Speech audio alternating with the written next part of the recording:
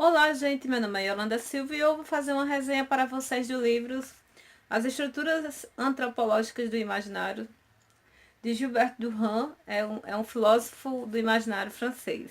Esse livro aqui eu já li mais de 1 zilhão de vezes, porque ele é o teórico, de certa forma, principal da minha tese de mestrado, e eu vou relê-lo para agora o doutorado. Na verdade, eu tinha uma cópia, eu dei para uma amiga minha. Ele é todo marcadinho, ó, todo cheio de marcações de lápis. E na outra, na minha cópia, que eu não podia comprar o livro, né? Era uma xeroxzinha, ela era marcações em caneta de várias cores, porque eu li e reli muito esse livro.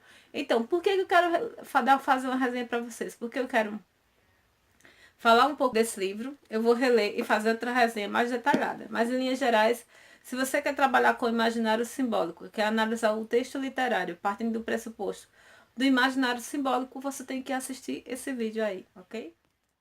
Duran, ele escreveu esse livro, que é o livro teórico base dele, da teoria dele, que é você analisar o imaginário simbólico de determinada cultura, ou seja, que ele chama de trajeto antropológico.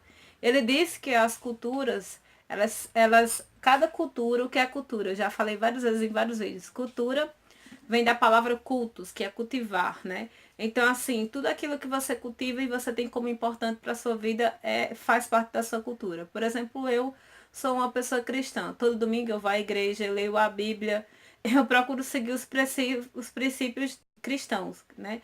Então eu sigo a cultura judaica cristã. Se você é um ateu, por exemplo, você não vai à igreja, não quer saber da narrativa bíblica como verdade, você tem outros cultivos. Você pode ser um ateu sartriano, um ateu nietzschiano, e aí por diante. Você pode ser um niilista, um hedonista que se preocupa com o seu prazer, outro tipo de cultura.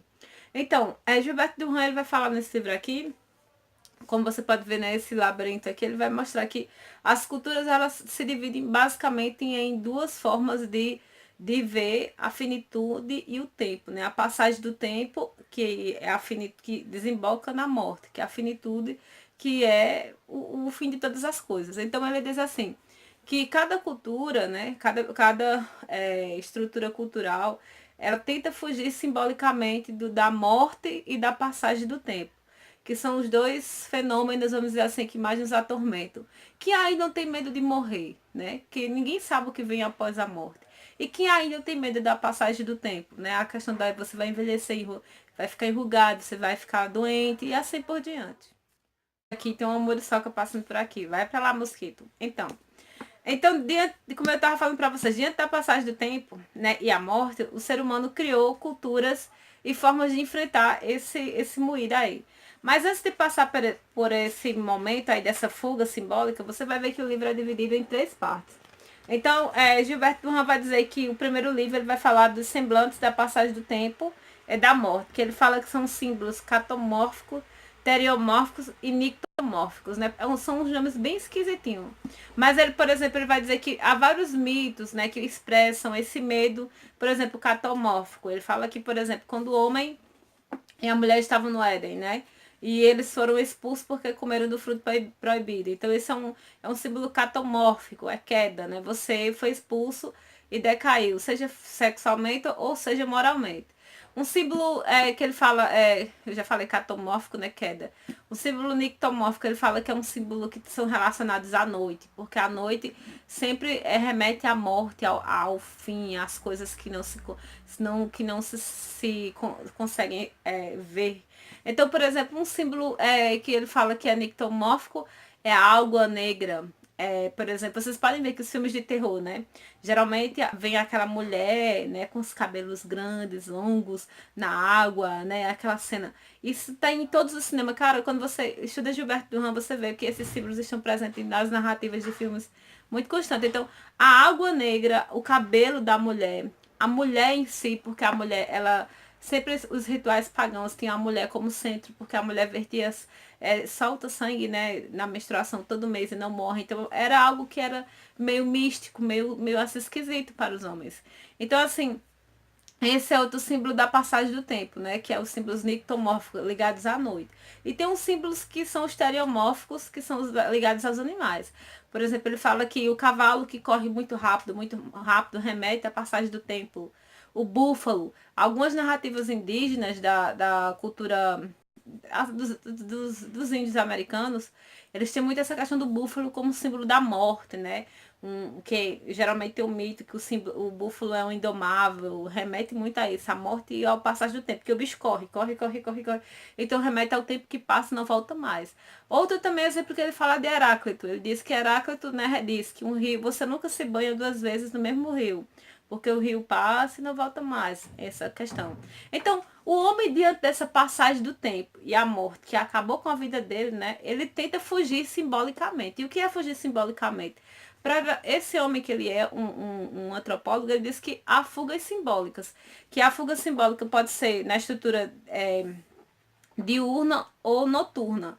Que ele vai dividir, basicamente nessas duas. Ele vai dizer que no primeiro livro aqui, a segunda parte do primeiro livro, no caso, ele fala que é o cetro e o gládio, que é essa luta voltada para, como é que eu vou dizer assim? Vou dar exemplos para vocês bem simplórios, né? Há duas formas de você vencer a passagem do tempo e da morte, né? É o diurno, ligado a religiões que tem o cetro e o gládio, que é o cetro e o gládio, né? Geralmente o cetro é o poder do rei, da rainha, né? E o gládio é aquela adaga que você luta. Aí tem um outro livro que é a taça, né? Que é a taça e a descida à taça, que simboliza o útero da mulher, né? Em linhas gerais, minha gente, o que é que ele quer dizer? O homem, diante da passagem do tempo e da morte que vem, ele fuja simbolicamente, ele vai criar rituais, ele vai criar narrativas míticas que vão virar religiões e assim você vai fugir. Então, por exemplo, um símbolo diurno é a cultura judaico-cristã. A cultura judaico-cristã basicamente diz que o homem tem que fugir da carnalidade, de tudo aquilo que é símbolo catomórfico, teriomórfico, nictomórfico, ou seja, a união sexual, né, que fora do casamento é pecaminosa, não pode. Por exemplo, você ir contra Deus, né, e se dar os deleites da droga, da prostituição, não pode. Então você foge basicamente ele é a fuga da libido, né, dos seus prazeres terrestres em prol de um plano superior. Por isso que é o regime diurno da imagem. É você seguir uma cultura que, em vez de fazer você se deleitar com os prazeres terrenos, você vai buscar um plano superior. O cristão, ele vive assim, ele se nega a viver o deleite da terra. Por exemplo, um homem, em vez de ter várias mulheres, se casa e fica com aquela mulher para sempre. Se ela ficar feia ou bonita, ele fica com ela.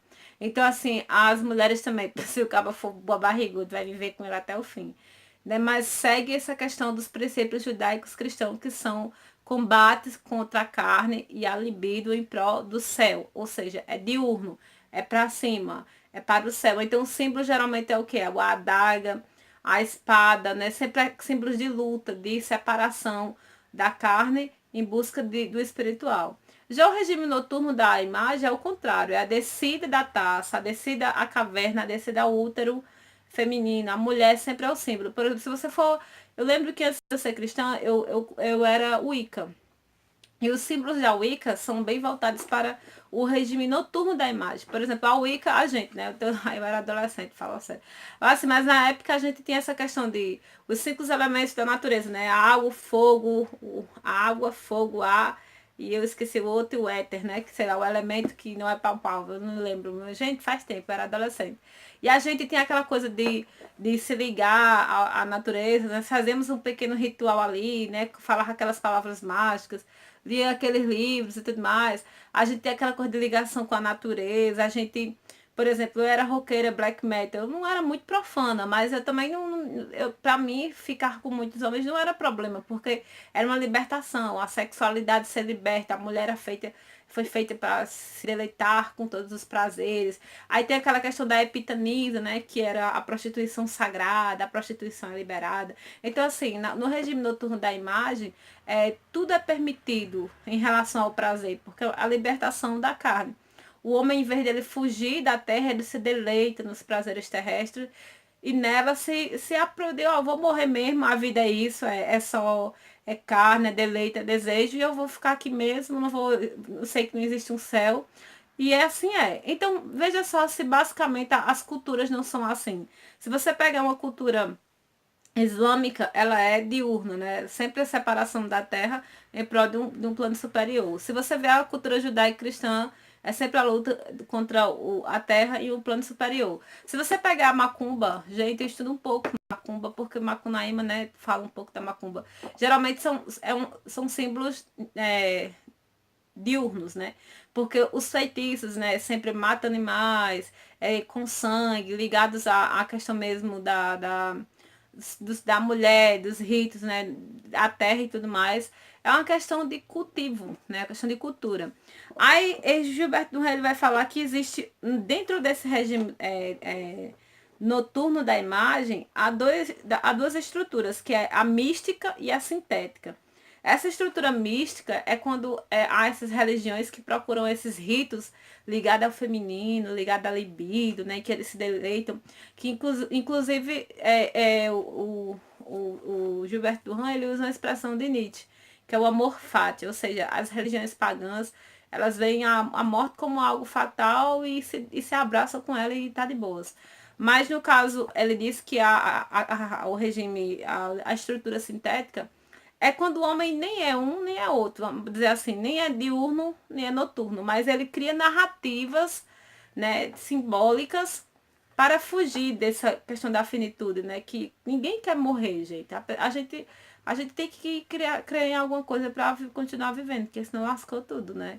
Então, assim, esse livro aqui ele tem muita coisa para falar, gente. Ele é um livro enorme, tem vários exemplos de mito, vários exemplos de religiões, várias concepções do que é o imaginário, do que é a imaginação, do que é o mito. Eu posso falar para vocês basicamente aqui, posso em outro momento, usando outro livro.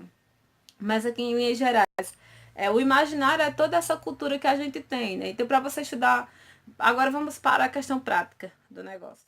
Fazer uma obra literária partindo do pressuposto da obra aqui, né? Então, você iria pegar uma obra literária, como por exemplo, eu peguei Macunaíma, né? Que eu tô sem o livro aqui, mas eu analisei Macunaíma no mestrado para saber se o percurso, o trajeto antropológico da obra de Macunaíma era diurno ou noturno. Aí eu fui analisando a obra, buscando os mitemas, que são as pequenas unidades de mito, pegando os grandes mitos, toda a história, como a personagem lidava com a existência, e buscava saber se ele ia para o regime diurno, né? Ou seja, fugindo da carne em prol do céu, que Macunaíma não faz isso, se era o inverso, se ele ia buscar a carne para saciar os desejos, e aí vivia essa questão noturna, né, da imagem. E eu vi que Macunaíma segue os dois percursos. Ora ele foge, ora ele vai se deleitar, né, com os prazeres, mas no fim ela acaba virando estrela inútil. Por quê? O homem ele não consegue viver sem crer em alguma coisa. Todos nós precisamos saber, quando morrermos, vamos para onde, viemos da onde, o que acontecerá com nossa alma, com nosso espírito. Então, assim, é muito bom analisar essa obra. Não é ela que você tem que estudar. Para você seguir essa linha do imaginário simbólico, eu posso fazer um vídeo depois falando como fazer uma pesquisa voltada para o imaginário simbólico, explicando os modos operantes, os símbolos, essas coisas pequenininhas, né? Para vocês entenderem e dando os teóricos principais. Se vocês quiserem saber disso, coloca aí um recadinho embaixo que eu preparo um vídeo especial falando sobre como fazer um artigo, uma tese, usando a teoria de Gilberto Durand. Como eu falei para vocês, essa é uma resenha provisória, uma resenha rápida, porque eu quero ver, eu sempre gosto, gente, de ver a minha versão assim. Eu leio um livro, aí eu escrevo alguma coisa sobre ele, aí faço um vídeo, aí depois de um tempo eu vou lá e vejo novamente como era que eu vi aquela obra. Eu acho isso o máximo. Porque eu já li esse livro várias vezes, e cada vez que eu li eu vi uma coisa diferente nele. Eu aprendi uma coisa diferente. Então eu vou reler esse livro. Inclusive, eu estou lendo outro livro de Gilberto Durand, que é De la Mitocrítica a la Mita-Análise, que é em espanhol. E eu estou fazendo até um vídeo aqui, mas eu parei de lê-lo porque tem umas cadeiras no doutorado que eu estou escrevendo artigos. Mas eu estou até com um diário de leitura, porque ele é muito importante para quem quer fazer esses tipos de pesquisa. Então, espero que vocês tenham gostado. É um calhamaço super importante para quem estuda letras e quer estudar mitologia e analisar textos literários a partir do imaginário simbólico. Então é isso. Tchau para vocês e até a próxima. Não esqueça de deixar seu like para nos ajudar. Obrigada.